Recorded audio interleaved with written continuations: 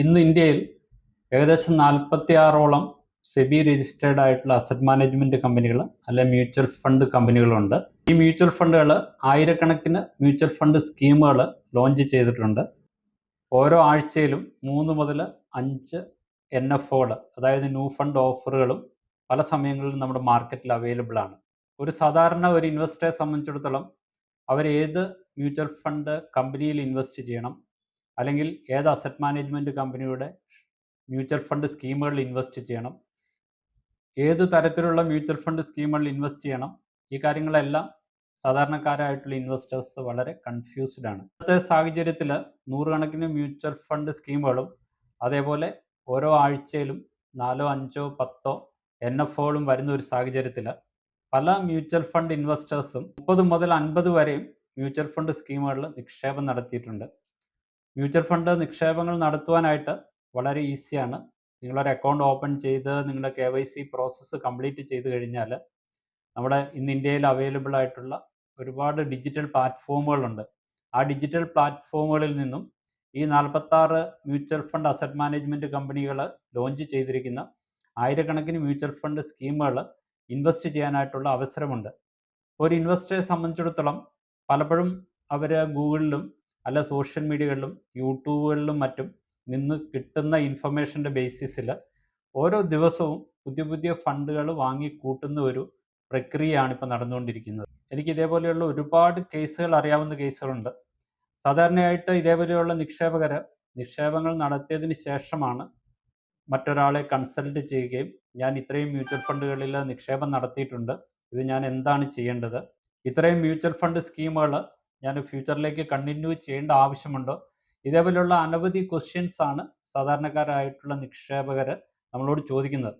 ഇത് മെയിനായിട്ടും ഞാൻ കണ്ടിരിക്കുന്നത് സ്വന്തമായിട്ട് ഇൻവെസ്റ്റ്മെൻറ്റിൻ്റെ തീരുമാനമെടുത്ത്, അതായത് DIY do it your self, സ്വന്തമായിട്ട് റിസർച്ചുകൾ ചെയ്ത് യൂട്യൂബിൽ നിന്നും സോഷ്യൽ മീഡിയകളിൽ നിന്നും ലഭിക്കുന്ന ശരിയായതും തെറ്റായതുമായ ഉപദേശങ്ങളുടെ ബേസിസിലാണ് ഇതേപോലെയുള്ള നിക്ഷേപങ്ങൾ നടത്തിയിരിക്കുന്നത്. അതുകൂടാതെ പുതിയ പുതിയ NFOകൾ മാർക്കറ്റിൽ വരുമ്പോൾ ഇപ്പോൾ പുതിയ സ്കീമിൽ നിക്ഷേപം നടത്തുവാനും 10 രൂപയ്ക്ക് യൂണിറ്റുകൾ വാങ്ങാനും ആയിട്ട് ഇതേപോലെയുള്ള മ്യൂച്വൽ ഫണ്ട് സ്കീമുകളിൽ നിക്ഷേപം നടത്താറുണ്ട്. പക്ഷെ നമ്മുടെ യൂട്യൂബ് ചാനലിൽ പോസ്റ്റ് ചെയ്യുന്ന വീഡിയോകളിൽ പലപ്പോഴും നമ്മൾ ഇൻവെസ്റ്റേഴ്സിനെ കോഷൻ ചെയ്തിരിക്കുന്നത് ഇതേപോലെയുള്ള NFOകളിൽ നിന്ന് ഒഴിഞ്ഞു നിൽക്കുക. ഇന്ന് മ്യൂച്വൽ ഫണ്ടുകൾ ലോഞ്ച് ചെയ്യുന്ന പല NFOകളും നമുക്ക് ഓൾറെഡി 10 വർഷം മുന്നോ 20 വർഷം മുന്നോ 30 വർഷത്തിന് മുന്നോ ലോഞ്ച് ചെയ്ത ഫണ്ടുകളുടെ സെയിം നേച്ചറിലുള്ള ഫണ്ടുകളായിരിക്കാം. പേരിൽ കുറച്ച് വ്യത്യാസം ഉണ്ടാകാം, അല്ലെങ്കിൽ അവർ ഇൻവെസ്റ്റ് ചെയ്യുന്ന പോർട്ട്ഫോളിയോയിൽ ശകലം വ്യത്യാസം ഉണ്ടാകാം. ഇതൊഴിച്ചു കഴിഞ്ഞാൽ ഇതേപോലെയുള്ള മ്യൂച്വൽ ഫണ്ട് സ്കീമുകളെല്ലാം നിക്ഷേപം നടത്താൻ പോകുന്നത് സെയിം കാറ്റഗറിയിൽ പെടുന്ന കമ്പനികളിലോ അല്ലെങ്കിൽ അങ്ങനെയുള്ള സെക്യൂരിറ്റികളിലോ ആകാം. ഇവിടെ ഉള്ള ഒരു ബേസിക് ആയിട്ടുള്ള പ്രശ്നം എന്ന് പറയുന്നത് നമ്മുടെ മ്യൂച്വൽ ഫണ്ട് പോർട്ട്ഫോളിയോയിലുള്ള ഓവർലാപ്പിംഗ് ആണ്, അല്ലെങ്കിൽ ഓവർ ഡൈവേഴ്സിഫിക്കേഷൻ ആണ്. അപ്പം നിങ്ങളിവിടെ ചിന്തിക്കേണ്ട ഒരു കാര്യം, നിങ്ങൾ 10 മ്യൂച്വൽ ഫണ്ടുകളിലോ 50 മ്യൂച്വൽ ഫണ്ടുകളിലോ നിക്ഷേപം നടത്തുമ്പോൾ നിങ്ങൾ ആ മ്യൂച്വൽ ഫണ്ടുകളുടെ അണ്ടർലൈയിങ് സെക്യൂരിറ്റീസ് ഒന്ന് അനലൈസ് ചെയ്താൽ നിങ്ങൾക്ക് കാണാൻ സാധിക്കുന്നത് നിങ്ങൾ നടത്തുന്ന 50 മുതൽ 75% വരെയുള്ള നിക്ഷേപങ്ങളിൽ നിങ്ങൾക്ക് സെയിം കമ്പനികളുടെ ഷെയറുകളിലുള്ള ഇൻവെസ്റ്റ്മെൻറ്റുകൾ കാണാൻ സാധിക്കും. ഇത് തീർച്ചയായിട്ടും ഒരു ഓവർ ഡൈവേഴ്സിഫിക്കേഷൻ ആണ്. ഒരുപാട് ഫണ്ടുകൾ ഹാൻഡിൽ ചെയ്യുക എന്ന് പറഞ്ഞാൽ ബുദ്ധിമുട്ടാണ്. അതോടൊപ്പം തന്നെ സെയിം കമ്പനികളുടെ ഷെയറുകളിൽ നിങ്ങൾ ഇൻവെസ്റ്റ് ചെയ്യുന്ന മിക്കവാറും എല്ലാ മ്യൂച്വൽ ഫണ്ടുകളും നിക്ഷേപം നടത്തുന്നുണ്ടെങ്കിൽ തീർച്ചയായിട്ടും ഓവർ ഡൈവേഴ്സിഫിക്കേഷൻ ആണ്, ഓവർലാപ്പിംഗ് ആണ്. അത് നിങ്ങളുടെ ടോട്ടൽ ഇൻവെസ്റ്റ്മെൻറ്റിൻ്റെ ഓവറോൾ പെർഫോമൻസിനെ അത് അഫക്റ്റ് ചെയ്യാം. ഇതേപോലെയുള്ള ഓവർ ഡൈവേഴ്സിഫിക്കേഷൻ അല്ലെങ്കിൽ ഓവർലാപ്പിംഗ് അവോയ്ഡ് ചെയ്യേണ്ടത് അത്യാവശ്യമായിട്ടുള്ള കാര്യമാണ്. നിങ്ങൾ ഓൾറെഡി 30 50 മ്യൂച്വൽ ഫണ്ടുകളിൽ നിക്ഷേപം നടത്തിയിരിക്കുന്ന വ്യക്തികളാണെങ്കിൽ തീർച്ചയായിട്ടും നിങ്ങളത് പരിശോധിക്കുക. ഏതെങ്കിലും ഫണ്ടുകളിൽ ചേഞ്ചസുകൾ വരുത്തണമെങ്കിൽ വേണ്ട ചേഞ്ചസുകൾ വരുത്തുക. പുതിയതായിട്ട് മ്യൂച്വൽ ഫണ്ടുകളിൽ നിക്ഷേപം നടത്തുന്ന ഇൻവെസ്റ്റേഴ്സിനോട് എനിക്കുള്ള ഒരു അപേക്ഷ എന്ന് പറയുന്നത്, നിങ്ങളുടെ പോർട്ട്ഫോളിയോയിൽ 20, 30, 50 മ്യൂച്വൽ ഫണ്ട് സ്കീമുകൾ മേടിച്ചു കൂട്ടുന്നത് വലിയൊരു കാര്യമായിട്ട് നിങ്ങൾ കണക്കാക്കേണ്ട. അത് തീർച്ചയായിട്ടും നിങ്ങളുടെ ഓവറോൾ ഇൻവെസ്റ്റ്മെൻറ്റിൻ്റെ പെർഫോമൻസിനെ അത് അഫക്റ്റ് ചെയ്യും. അതുകൊണ്ട് വളരെ കെയർഫുൾ ആയിട്ടുള്ള രീതിയിൽ പ്രോപ്പറായിട്ട് ഇതറിയാവുന്ന ഒരു വ്യക്തിയുടെ അഭിപ്രായം അല്ലെങ്കിൽ അഡ്വൈസ് എടുത്തതിന് ശേഷം ഇതേപോലെയുള്ള നിക്ഷേപങ്ങൾ നടത്തുന്നതായിരിക്കാം നല്ലത്. നിങ്ങൾ മ്യൂച്വൽ ഫണ്ടുകളിൽ നിക്ഷേപം നടത്തുവാൻ ആഗ്രഹിക്കുന്ന വ്യക്തികളാണെങ്കിൽ ഈ വീഡിയോയുടെ ഡിസ്ക്രിപ്ഷനിൽ കൊടുക്കുന്ന ലിങ്ക് ഉപയോഗിച്ച് രജിസ്റ്റർ ചെയ്യുക. ആംഫി രജിസ്റ്റേർഡ് ആയിട്ടുള്ള ഒരു MFD നിങ്ങളുടെ ഇൻവെസ്റ്റ്മെൻറ്റ് ഒബ്ജക്റ്റീവ് പരിശോധിച്ചതിന് ശേഷം നിങ്ങളുടെ റിസ്ക് ആപ്പിറ്റേറ്റിനെ ബേസ് ചെയ്തിട്ട് നിങ്ങൾക്ക് സ്യൂട്ടബിൾ ആയിട്ടുള്ള മ്യൂച്വൽ ഫണ്ട് സ്കീമുകൾ സജസ്റ്റ് ചെയ്യുന്നതാണ്. മ്യൂച്വൽ ഫണ്ടുകളിൽ നിക്ഷേപം നടത്തുവാനായിട്ട് സീരിയസ് ആയിട്ട് ആഗ്രഹിക്കുന്ന വ്യക്തികൾ മാത്രം രജിസ്റ്റർ ചെയ്താൽ മതി. മ്യൂച്വൽ ഫണ്ട് ഇൻവെസ്റ്റ്മെൻറ്റിൽ പോർട്ട്ഫോളിയോ ഓവർലാപ്പിങ്ങിനെ കുറിച്ച് വളരെ വിശദമായിട്ടുള്ള ഒരു പ്രസൻറ്റേഷൻ ഞാൻ പ്രിപ്പയർ ചെയ്തിട്ടുണ്ട്. ഈ പ്രസൻറ്റേഷൻ ഒന്ന് കണ്ടു നോക്കൂ.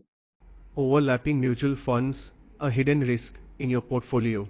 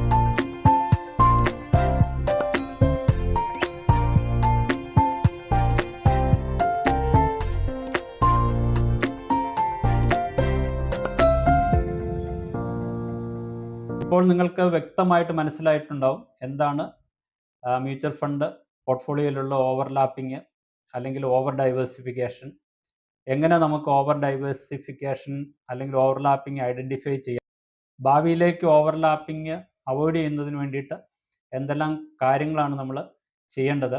ഇതേപോലെയുള്ള കാര്യങ്ങൾ നിങ്ങൾക്ക് വ്യക്തമായി ഞാൻ പ്രതീക്ഷിക്കുന്നു. തീർച്ചയായിട്ടും നിങ്ങൾ സ്വന്തമായിട്ട് റിസർച്ച് നടത്തി മ്യൂച്വൽ ഫണ്ടുകളിൽ ഇൻവെസ്റ്റ് ചെയ്യുന്ന DIY, അതായത് do it your self investor ആണെങ്കിലും അല്ലെങ്കിൽ മറ്റേതെങ്കിലും അഡ്വൈസറുടെ സഹായത്തോടു കൂടി നിക്ഷേപം നടത്തുന്ന വ്യക്തികളാണെങ്കിലും ഇതേപോലെയുള്ള ഓവർലാപ്പിംഗ് അവോയ്ഡ് ചെയ്യേണ്ടത് അത്യാവശ്യമായിട്ടുള്ള കാര്യമാണ്.